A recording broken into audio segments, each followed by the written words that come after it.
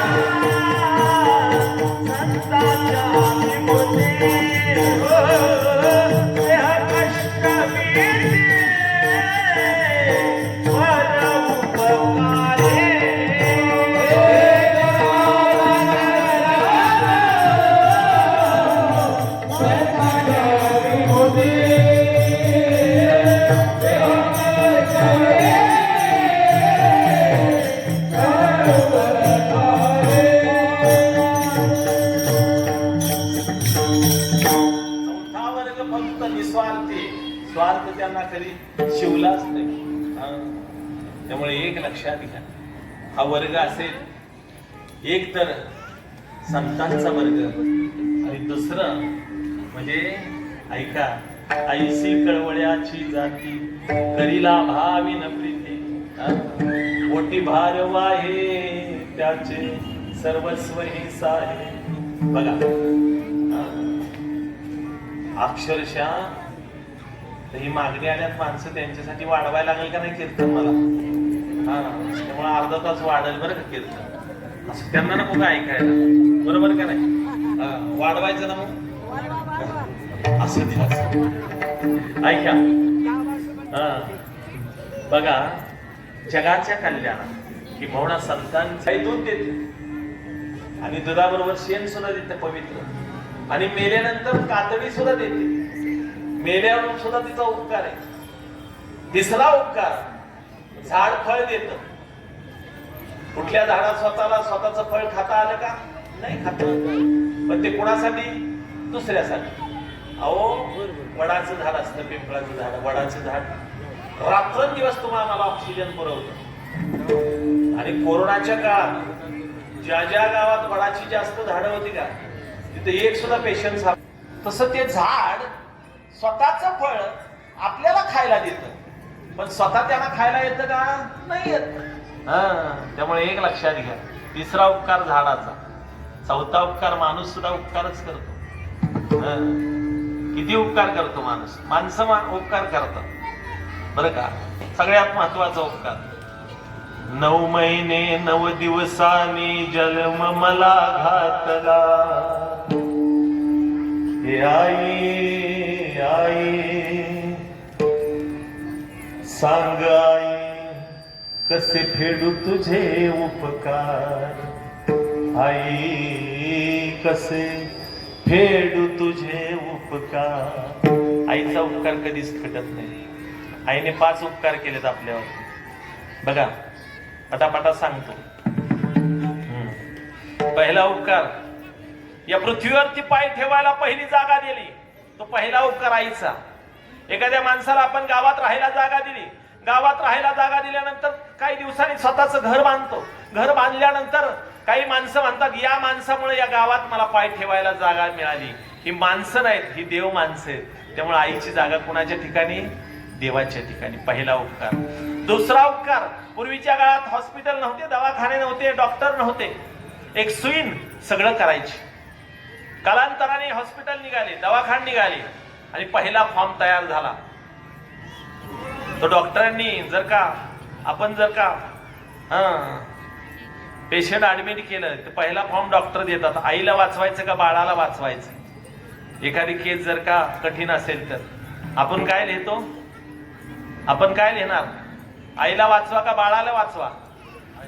आपण आईलाच म्हणणार. आपल्या वेळेला असं केलं असतं तर आपण नसतो आलो. बाळ अधिक अंत झालं तर बाळ, नाही तर अंत. दुसरा उपकार घ्या, तिसरा उपकार घ्या. रक्ताचा पहिला थेंब. त्याच्या अगोदर एक उपकार सांगतो. 7 महिने झाल्यानंतर, ऐका, 7 महिने झाल्यानंतर सोनोग्राफी करताना जर का तुम्ही गेला तर डॉक्टर सांगतात, बघा तुमचा मुलगा, तुमचं बाळ श्वास घेतोय, आवाज येतो, फस फस फस आवाज येतो.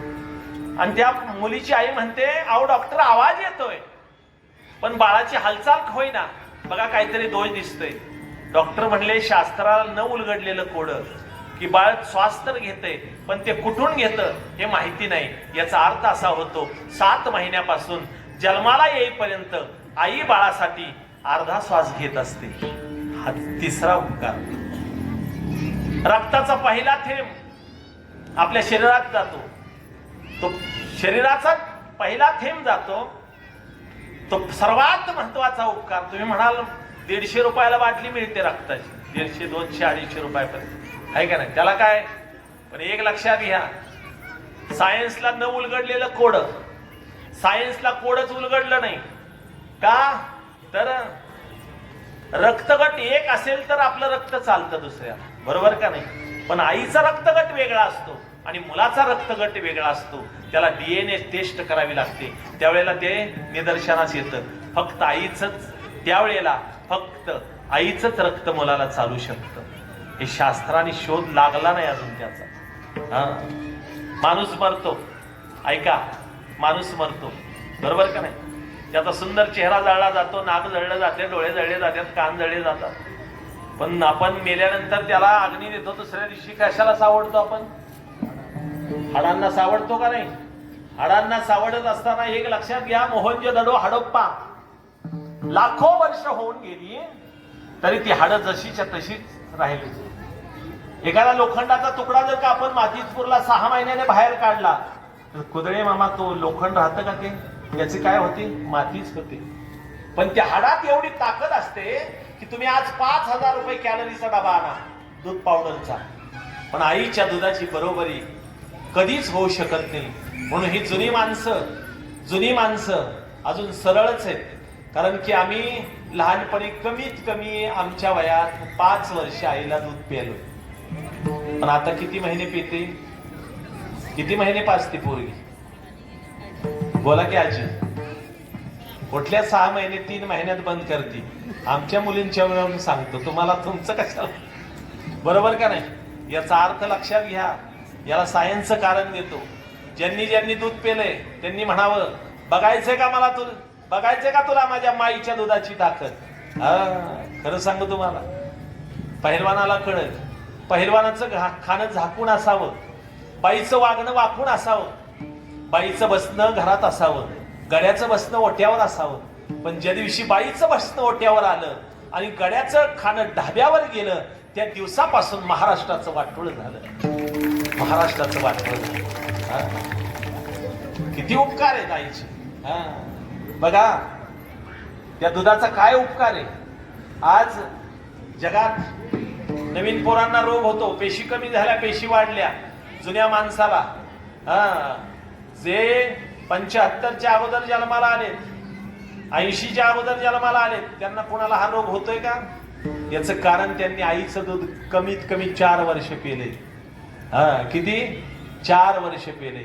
शेवटचा उपकार सांगतो, क्षमा मागून सांगतो, ऐका. माता भगिनींची क्षमा मागतो. कुठलीही स्त्री असो, स्वतःचा जन्म देणारा बाप असो किंबहुना सख्खा भाऊ असो, आपली आबरू उघडी करून कधी दाखवत नाही. ती दाखवते का? नाही.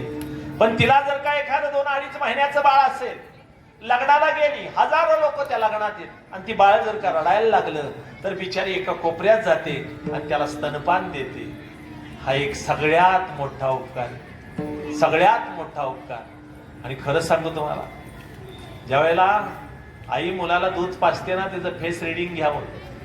सगळ्यात मोठा प्रसन्न आनंदाचा क्षण तिच्या आयुष्यातला असतो. खरं का खोटं? सगळ्यात प्रसन्न क्षण असतो. हे उपकार माणसाचे झाले. मग आम्ही प्रश्न केला तुकोबारायचा, पाणी, नदी उपकार करते, गायी उपकार करते, झाडं उपकार करतात, माणसं उपकार करतात, पण संत काय करतात? अभंगाचं पहिलं चरण. काय सांगो आता संतांचे उपकार, काय सांगो आता संतांचे उपकार, काय सांगो आता संतांचे उपकार, काय सांगो आता संतांचे उपकार, काय सांगो आता संतांचे उपकार, काय सांगो आता संतांचे उपकार, काय सांगो आता संतांचे उपकार, काय सांगू आता संतांचे उपकार.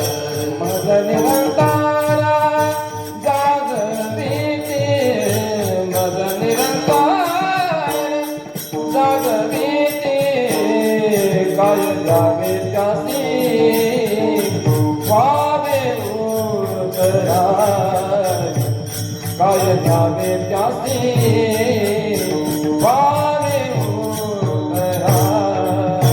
मज निरंतार जागली, मज निरंतार जागली, काय जागे त्यासी व्हावे उतराय, काय जागे त्यासी व्हावे उतराय.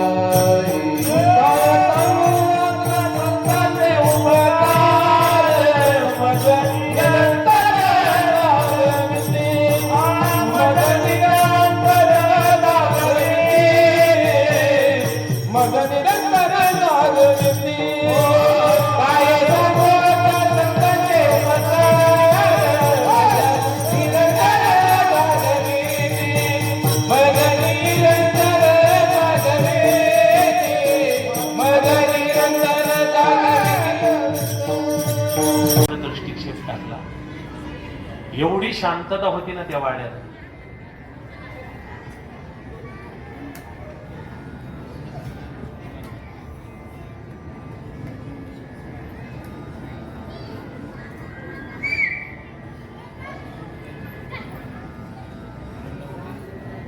वा, जिथं शांतता होते ना, तिथं काहीतरी पुण्य नांदतं.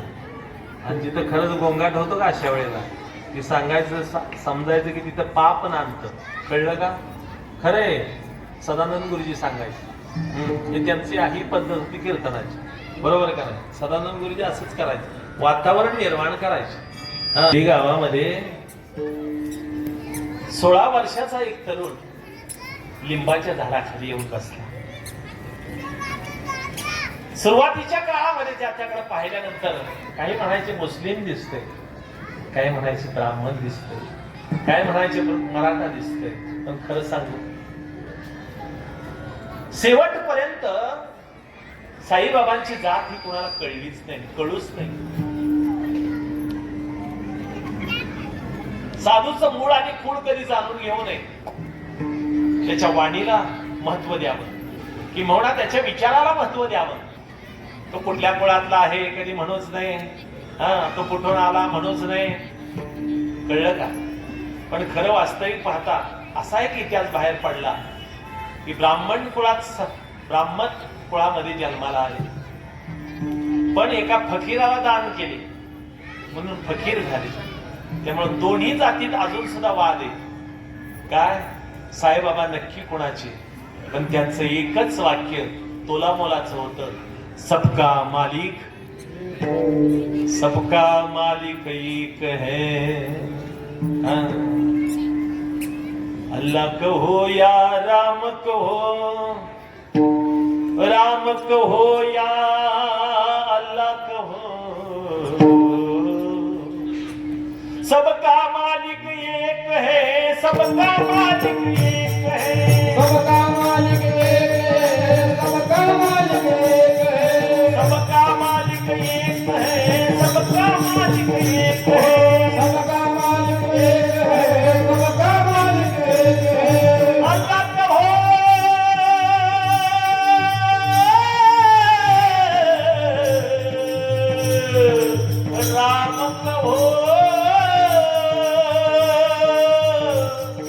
अल्लाह कहो राम कहो, अल्लाह कहो राम कहो, अल्लाह कहो राम कहो, राम को अल्लाह को राम को अल्लाह कहो राम कहो, अल्लाह कहो राम कहो. अल्लाह को राम को. साईं के हाथों में जादू का पानी, दीपावली मनाए सुहानी, दीपावली दीपावली दीपावली.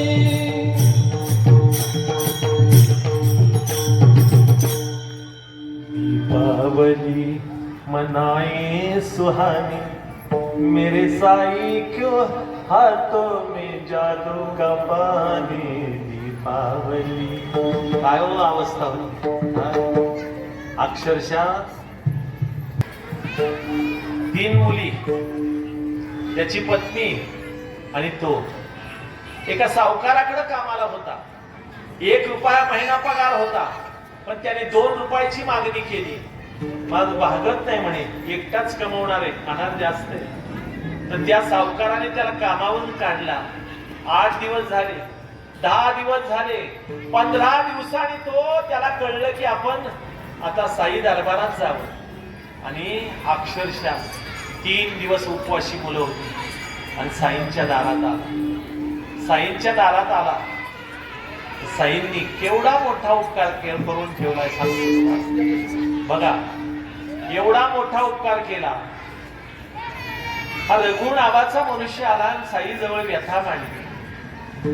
त्यातल्या एका मुलाने म्हटलं, तुमच्या पत्नीला कामावर का नाही पाठवत? नाही म्हणले, मला हे पटत नाही. अरे साईबाबांनी सांगितलं, थोड्याने का होईना काम करत राहावं. चाराने मिळाले तरी काम करत राहिला तर उपवाशी मरेल का? नाही. आज 15 दिवस झाले तू कामावर नाही. मान्य करून पुन्हा त्यांच्याकडे जायला पाहिजे होत तू. आज 15 दिवस झालं, 3 दिवस झालं तुझ्या पोरा बाळांना अन्न नाही, पाणी नाही.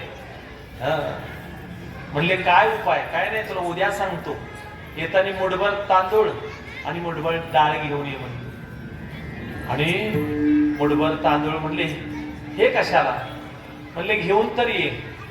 त्यांनी घरात तेवढंच राहिले होते त्याचे. मुठभर डाळ आणि मुठभर तांदूळ घेऊन आला. ऐकताय ना तुम्ही? अक्षरशः आल्याबरोबर साईंनी सेवाय जाईल. हात बघितला, जसाच्या तसा होता. एवढ्या उकळत्या पाण्यात जसाच्या तसा हात. आणि शेवटी रघु म्हणला, काय हा गोसावी वेडा आहे? मुठभर तांदूळ घेतले आणि सगळ्यांना सांगतो, सगळ्यांनी जेवण करून जा. सगळ्यांना निमंत्रण देतो, जेवण करून जा. अरे माझ्या 3 पोरींचं माझ्या बायकोचं भागलं तरी नशीब म्हणायचं. म्हणले एवढ्या लोकांना निमंत्रण दिलं, प्रत्येक जण येईल. भाई जाई सबको बताओ, सब खाना खा के जाएंगे आज. सगळ्यांनी जेवण केल्याशिवाय जायचं नाही. आणि अक्षरशः बघता बघता तो भात वर आला. आणि आल्याबरोबर त्या रघुनाथनी पाहिला, डोळ्यात पाण्याची धार लागली. आणि काय हे आश्चर्य, केवढं मोठं आश्चर्य. अक्षरशः सगळे जेवण केलं तरी त्या पत्त्यातील भात काही संपला, खिचडी काही संपली नाही. आज जरी तुम्ही शिर्डीला गेला तरी आज किती लाखो लोक रोज जेवतात. हजारो लोक जेवतात. कधी अन्न तोटा आलाय का हो? कधी आली का बातमी की शिर्डीला आज जेवण मिळालं नाही कोणाला? आली का बातमी? हा, हे कशाचं विशेष? साईबाबांचा उपकार. एवढंच काय बघा, अहो अन्न दिलं त्याच भागामध्ये 200 मैलावरती फार मोठा दुष्काळ पडला. दुष्काळ होता. पाणी पाणी करून माणसं मरायला लागली, जनावर मरायला लागली. पाण्याचा थेंब नव्हता. सगळा परिसर कोरडा पडला. बाबांच्या कानावर ही बातमी आहे. 3 लहान मुलं, 3 लहानशी मुलं त्या तलावाच्या कडेला खोदत होती. दोघांनी खोदलं, तिसऱ्याने खोदलं. शेवटी बिचारा घायाळ झाला आणि बाबा तिथपर्यंत गेले. आणि गेल्याबरोबर बाबांनी पाहिलं, हा मुलगा एकदमच असा पडला की दोन्ही मुलं सुद्धा व्याकुळ होती तहानेने. एवढ्यात बाबांनी तो तांब्या घ्यावा. त्यांच्या हातात जो लोटा होता नेहमी असायचा, चिमटा आणि लोटा कायम बरोबर असायचा. तो लोटा त्या पोराजवळ दिला आणि पी म्हणे पाणी. त्या पोराने पाणी प्यायला सुरुवात केली. दुसरा शेजारी उभा राहिला आणि मला ठेव बरं करत दुसरं, आज महिन्याने पाणी मिळाले, मला थोडं 2 थेंब ठेव. पण ह्याने तांब्या सगळा संपवला. आणि एवढ्यात ह्याला वाईट वाटलं, सगळं पेलास, अरे मला का नाही ठेवलं? साई म्हणले, बाळा तूही घे तुझ्याकडे तांब्या. तांब्या बघितला तर मोकळा झालेला तांब्या पुन्हा भरला. पुन्हा त्याने तोंडाला लावला आणि पुन्हा पाणी प्याला. पुन्हा तिसरा त्याने हातात घेतला आणि जे पळत सुटला. ही 2 मुलं म्हणली, अरे थांब थांब, त्यांचा साधू बाबांचा तांब्या आहे, त्यांना तो देऊन टाक, त्या बाबांचा तांब्या आहे. साई म्हणले, असू द्या, त्याच्याकडे जास्त मोठं संकट असेल. आणि खरंच हा मुलगा घरी गेला. त्याचे आई वडील दोन्ही बाजूला बसलेत आणि त्याची बहीण बिचारी सगळे ओठ कोरडे पडलेत, पांढरे पडलेत आणि पाणी पाणी करत पडली. अक्षरशः ह्याने सांगितलं, म्हणले पाणी घ्या. हा, त्या मुलीला पाणी दिलं. तिने भरपूर पाणी पिलं. आई वडील पण त्या पाण्याकडे बघत होते. तर एवढ्यात मुलाने सांगितलं, आपण सगळे जरी पेलो तरी यातलं पाणी कधी संपणार नाही. याचा अर्थ केवढा मोठा उपकार केला. एवढंच काय, विष्णू नावाचा एक बिगारी होता. विष्णू नावाचा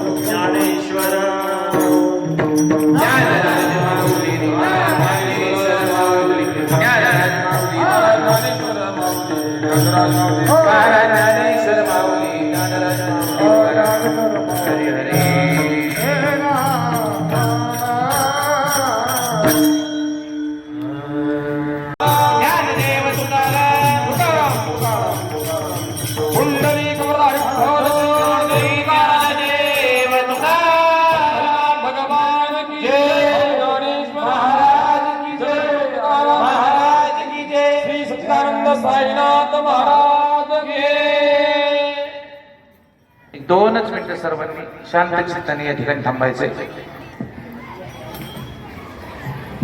या ठिकाणी पुणे जिल्हा असेल, सातारा जिल्हा असेल, पुणे जिल्हा भूषण, सातारा जिल्हा भूषण पळशीकर आमचे मार्गदर्शक, महाराष्ट्रातील कीर्तन क्षेत्रातील एक मोठं नाव, हरिभक्ती परायण. महाराजांचा हार्दिक असं आभार व्यक्त करतो. वाजवा वाजवा. वा. या ठिकाणी महाराजांचा प्रथमतः सन्मान होईल. महाराजांचा सन्मान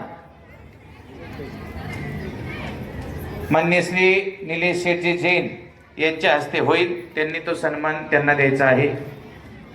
महाराजांना विनंती आहे की कृपया आपण सन्मानाचा स्वीकार या ठिकाणी करायचा आहे. सर्वांना विनंती आहे टाळ्या वाजवून महाराजांचं स्वागत करायचंय.